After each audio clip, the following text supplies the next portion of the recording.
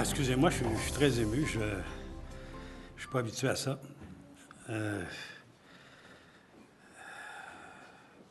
Quand j'étais à Protégez-vous, puis j'avais des émissions de télévision ou de radio à faire, je veux dire, j'étais tout feu, tout flamme.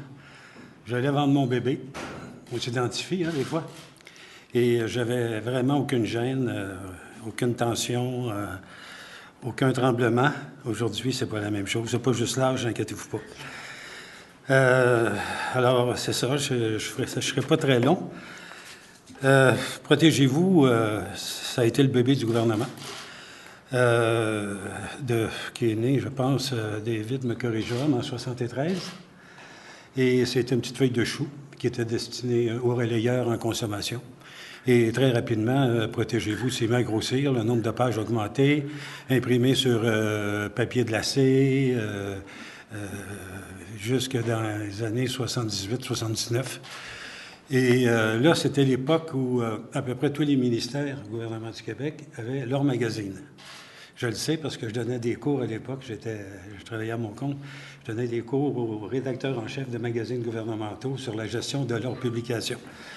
Et à un moment donné, est arrivé les années 81-82 avec la crise économique, et le gouvernement du Québec a décidé qu'il fallait couper quelque part. Alors, ils ont décidé de couper dans les magazines gouvernementaux.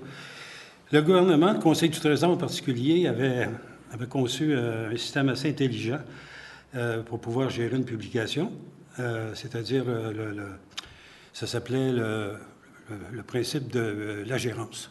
Alors, c'est-à-dire que des gens étaient nommés dans un organisme en particulier. Dans notre cas, c'était à l'Office, pour diriger ce magazine-là. Et on leur donnait, dans le fond, une facette administrative extérieure qui ramassait les sous, qui les mettait en banque, qui plaçait les sous, etc.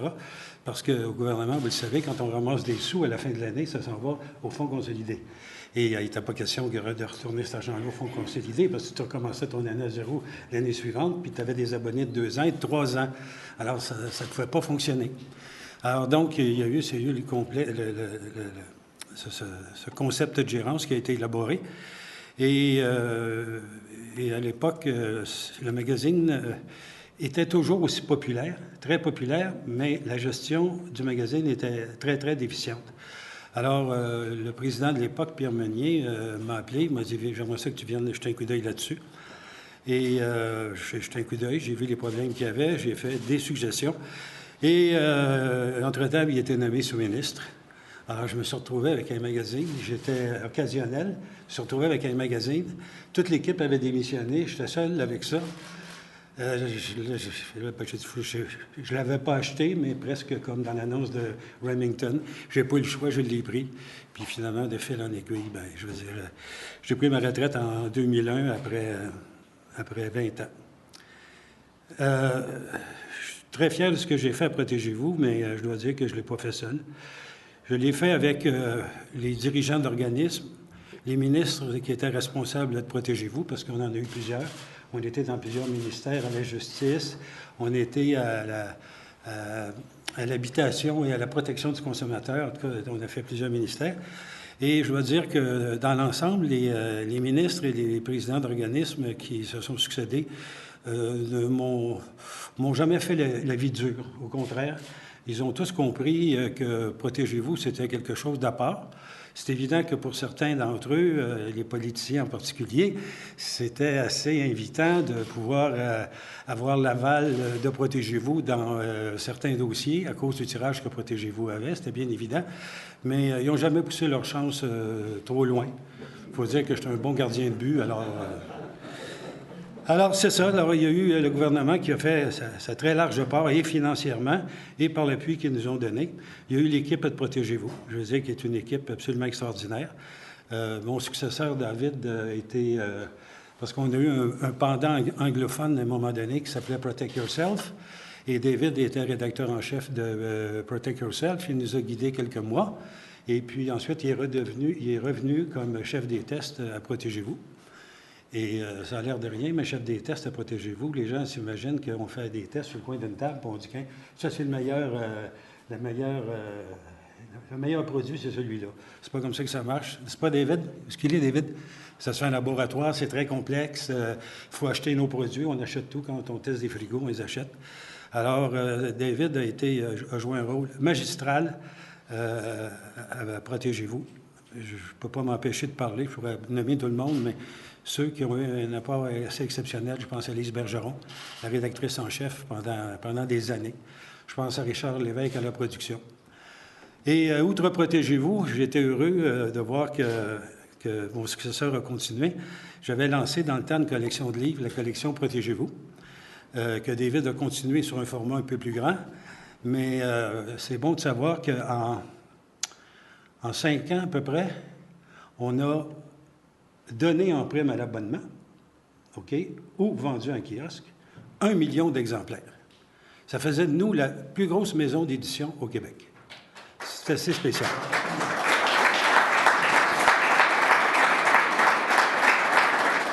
Je veux aussi signaler l'apport prestigieux, M. le ministre en a parlé tout à l'heure, des associations de consommateurs, notamment l'APA.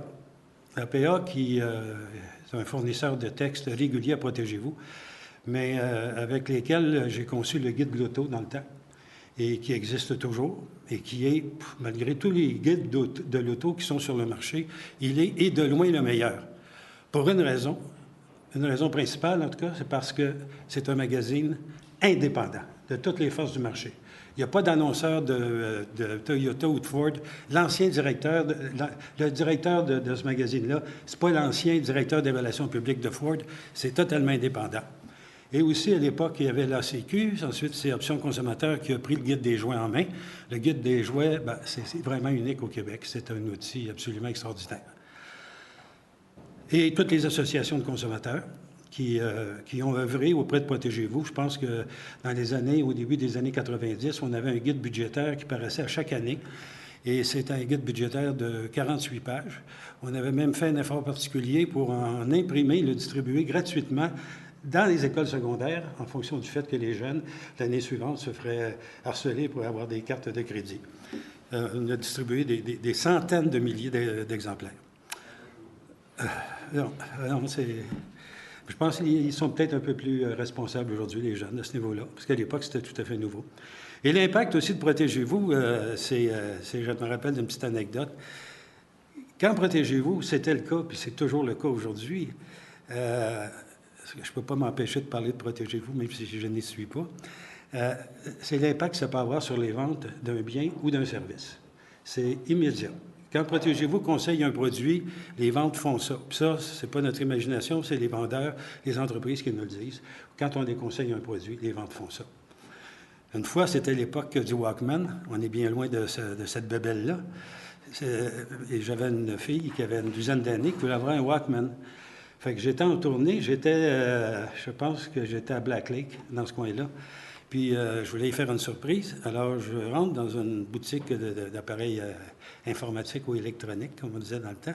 J'avais mon Protégez-vous sur le bras. Puis, on venait de faire un test sur les Walkman. Le monsieur, quand il m'a vu, je n'ai pas dit un mot. Il dit « Quelle couleur vous voulez? »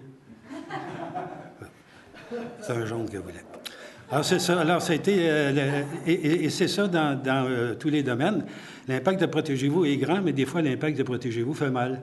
Je me rappelle d'un test qu'on a fait sur les réfrigérateurs dans les années 90 et on avait déconseillé toute la gamme des produits faits par une compagnie québécoise. Et leur principal client, c'était Viking, Eaton. Et quand Eaton a vu ça, ça vous donne une idée de l'ampleur, ils ont annulé une commande de 25 000 réfrigérateurs. La compagnie a mis à la porte plus d'une centaine d'employés. Dans ce temps-là, tu te dis, on fait une bonne job, mais c'est pas toujours agréable de faire une bonne job, ça fait mal. C'est ce que j'avais à vous dire. Je pourrais vous en parler pendant des heures, mais je commence à mieux aller, fait que je vais en profiter. Mais je vous remercie beaucoup encore une fois, ça me touche vraiment beaucoup. Puis je dois dire aussi en terminant, on n'est pas juste là pour parler de soi. Monsieur le ministre, on a eu beaucoup de dirigeants à l'Office de la protection du consommateur depuis 20 ans. N'est-ce pas, Jean-Jacques? On a eu pas mal. Il y en a eu des bons, puis on a un excellent actuellement. Gardez-le nous, s'il vous plaît. Merci beaucoup.